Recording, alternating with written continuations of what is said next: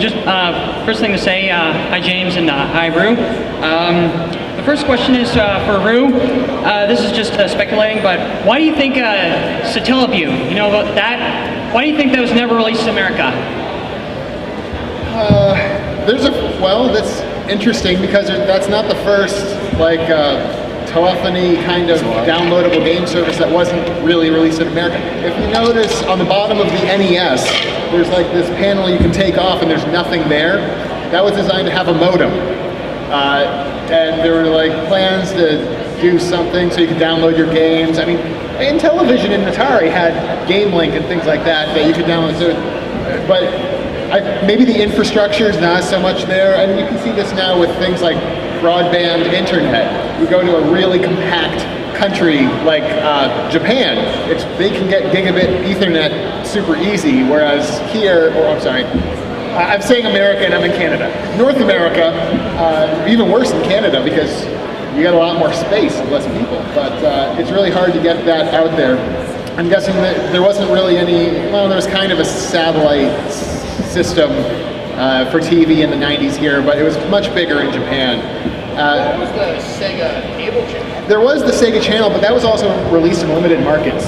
And there was the X-Band modem too. Yes, that's true too. So, I mean, but I don't know, or maybe Nintendo of Japan didn't care as much about what was going on over here. They're more focused on what they were doing, and they're like, throw them a Chrono Trigger and be happy with it. I don't know. So he asked you the question. What was the question? Oh, is it talking about the Satellaview? Yeah, I'm real sorry. Yeah, if you could maybe rephrase it one more time, that would help. Yeah, since we.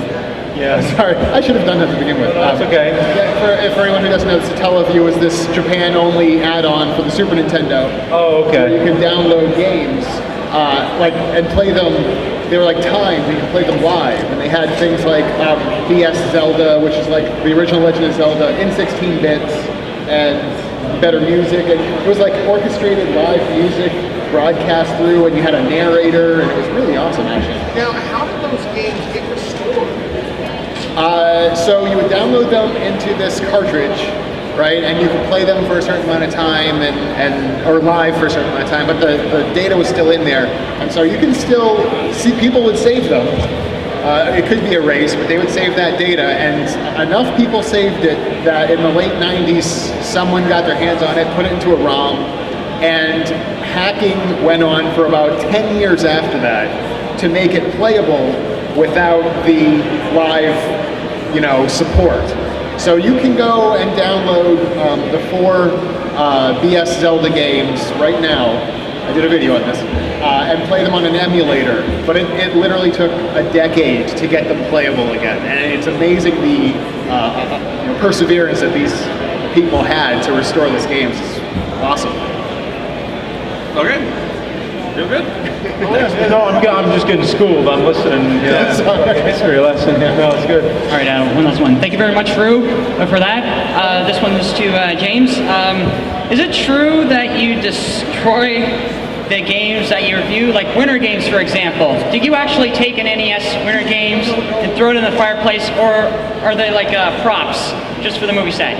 Sometimes they're props, sometimes they're the real thing. I only destroy a game if it's like something that is common, and it's not something that's never going to be able to be replaced, like Nintendo World Championships, that was obviously a dummy cart. I know you had that too. Yeah, it's funny because we show at the end of the video that they're flying. We show like the real one next to the Smash one, but it's funny that the fake Nintendo World Championship actually looked better than the real thing, because the real thing is like 20 years old or whatever, so the label was all like fresh, we printed out. The hardest thing was to make the dip switch, because that's just like, it was just paper, you only see it for a couple seconds. I've destroyed the Winter Games. That was a real destruction. Actually, I saved the game itself. It was just the plastic. Circuit board. Yeah, I still have the circuit board, but I destroyed the the actual cart. What other ones got destroyed? I destroyed Deadly Towers one time. Except that actually it was supposed to be Dick Tracy, but I have like 10 copies of Deadly Towers, so I did one of them instead. Do you ever destroy a game? No. If you've seen Rinry's videos, Nintendo games are extremely resilient. I've only broken one, I think. It was Microcosm, which I actually punched so hard I broke it. Which, that was kind of a superhuman feat, because you tried punching a CD and destroying it. So, like, I really had, like, Eye of the Tiger there. I don't know what I was doing. Some of them, they actually get kind of fragile. Yeah, I remember in one of the, I did, Batman games. I think it was Batman on Sega CD, and this was one of the times when it was an accident that it broke. I had, a pile of pillows, and I was just going to throw the CD into that, so I throw it right past the lens of the camera. Oh, shit. And then, of course, the CD kind of did this almost like a 90-degree turn. It just went whoosh, and it just shattered into 10,000 pieces. I was like, oh, shit.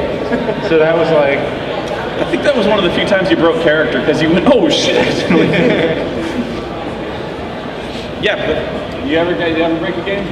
I bit Naughty Bear in half. Okay. Oh, jeez, that had to suck. Yeah, it hurt a lot. It was totally worth it, though. Fuck that game. Actually, no, I did, because fans actually ask me to break games all the time, and that's I don't know if you can see it. I got this little scar here. It looks like I got herpes. No, it's what happened was in Ireland, this guy's like, would you break Final Fantasy VIII? And I'm like, no, I don't want to. And they're like, oh, please, please. So I'm like, okay. So what you don't know about CDs is when you snap them, they don't snap. They explode.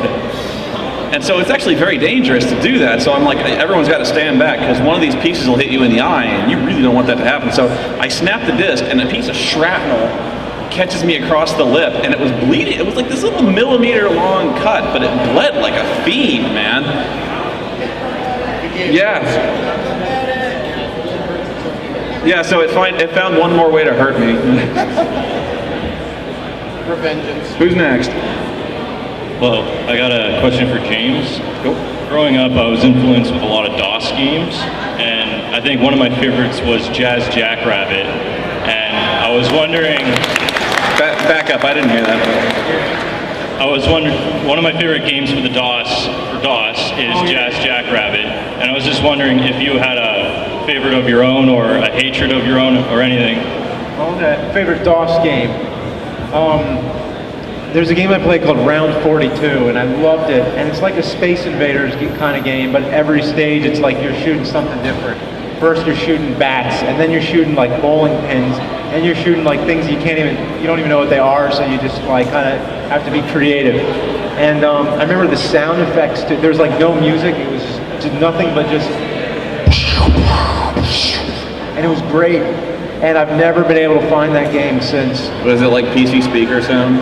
It was the best sound ever possible. No. Okay, now some of you guys are probably way too young to remember DOS. Right? Did you ever play DOS? Oh yeah. Oh, okay. You played Abuse? No. That's a cool game. It's you control a character with a keyboard, but you use the mouse to aim. It's a pretty scary game. Every shooter? No, it was 2D. Oh, okay. And he had little sprites, and you were Okay. moving around, and the sprite would change depending on where you're aiming. Okay. Yeah. So a little like Smash TV, then. Kind of. Well, it's a side scroller. Yeah. Oh wow. Okay. I'm completely full of shit. No, but it has some great atmosphere to it. You have these mutated monsters who will you'll hear them before you see them, kind of like Silent Hill. Okay. And they'll have breathing sounds, and you go and activate a door, and then 9 of them will jump out of nowhere, and you have to run and shoot at the same time. And it's awesome. So I had a PC way before I had a console, but I didn't have access to really good games, so the ones that stick out in my mind were Family Feud and Double Dare, and Alf was like this. It was Alf. Probably a lot of you don't even know what that is because you're so young, but it's like Pac-Man, but with Alf, and you're chasing cats and you're avoiding the dog catcher. It's actually kind of interesting, but I digress. What was the question? DOS games. DOS. Favorite DOS game would probably be SWAT 2. That was DOS? Yeah, like the original SWAT 2 where it was like a point and click adventure kind of. That was a lot of fun. I also remember randomly my friend showed me a porno game on DOS. That was really cool. Yeah, it was super pixelated and green. It was in monochrome. It was really fucking bizarre. I'm trying to think of other. I like the original Duke Nukem. That was a lot of fun. Yeah. The original platformer. Well, Duke Nukem 3D was also on DOS. Way back in the day, because I used to skip school to go play it. My God, I'm old. And Doom. Here's where I really look old. You ever see the text adventure games? Okay. Wow. I didn't expect that many nods. I always played the Infocom games. I always loved them, like Planetfall, Hitchhiker's Guide to the Galaxy. My favorite was actually one called Suspended, where you play. It's in brief. There's like this moon facility, and there's a lot of people living on this planet, and you are this guy who's been frozen. So like your brain moves much faster while you're frozen, and so you actually serve as the central intelligence to this planet, and you run this weather control system for the planet, and you can only interact with the world by using 5 robots. And these 5 robots do different things. So there's one that just hears things, there's one that just sees things, there's one that has an arm that can manipulate things. And it's this really unique take on adventure gaming, and it's kind of like the first speed run. The first game you could really speed run, because if you could fix the station the fastest, that was your score. You know, so your score was actually the minimum casualties, and so there's actually been people who've done a perfect run of that after many years. It was great. I love Infocom. Yeah.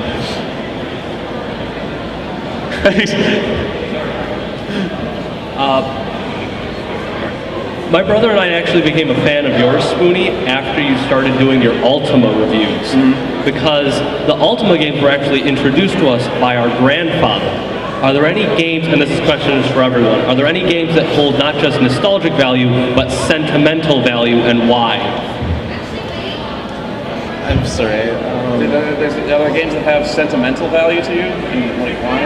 As opposed to, you said as opposed to nostalgic? Like as opposed to what? Like sentimental as opposed to what? Like how you were introduced to the game as opposed to how much you like the game. Okay, so like are there games that personally mean a lot to you? Like, I'm gonna have to think about that. Okay, he's pitching. Really, the entire purpose of my videos was to kind of show you guys stuff that was personal to me. You know, just kind of the weird stuff I grew up with. Like, you know, there was a UHF channel I always called the Fuzzy Channel, because the reception was like 60%. And I would see all sorts of weird stuff on there, like the Reb Brown movies. I saw a Jackie Chan movie that you could never get in the States called Wheels on Meals, which is actually like it's the greatest fight scene I've ever seen between Jackie Chan and Benny the Jet, it's fantastic. And I think you pointed that out, where like he throws a roundhouse kick so fast it blows candles out, and it was unbelievable. So yeah, games that mean a lot to me. I really grew up with the Ultima series, of course. The Infocom games would probably be a close second. So you know me. Probably Konami for you, right? I love Konami games, like Contra, and even like Jackal. And, I play Jackal all the time. I don't really have much of an answer, to tell you the truth. Yeah, sorry. The line between sentimental and nostalgic is blurry. Maybe Final Fantasy VI, which was 3 on the Super Nintendo, just because that was the first time I played a game and realized that the story could be that engrossing. I guess, I don't know, I just really got into that story. And I guess, as opposed to nostalgic, I mean, there are older games that I'm more nostalgic for, like Super Mario Brothers, Legend of Zelda, whatever. But I guess, I don't know, how about Final Fantasy VI as well for sentimental? Birdman. Yeah, I'm probably in the same boat there with like you regarding Final Fantasy VI.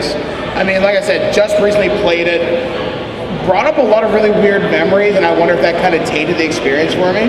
And it's not necessarily bad memories, because like I said, I skipped school to play it, and one storyline with Gal where he's looking for his dad, I don't know who my dad is, so that really kind of hit me really kind of hard. And when I was playing it, like, I really liked this with the grind, but no, it was, I don't know, it was interesting, and I'm just having a moment here, so I'm good. I'm good now. Hi. I hope that was adequate. I kind of lost my train of thought. I don't know. I've always been able to kind of separate gaming from myself. I've never really taken gaming personally. I don't usually get like angry or emotional over games. It's just entertainment to me. Okay, no, that's fair enough. Just game.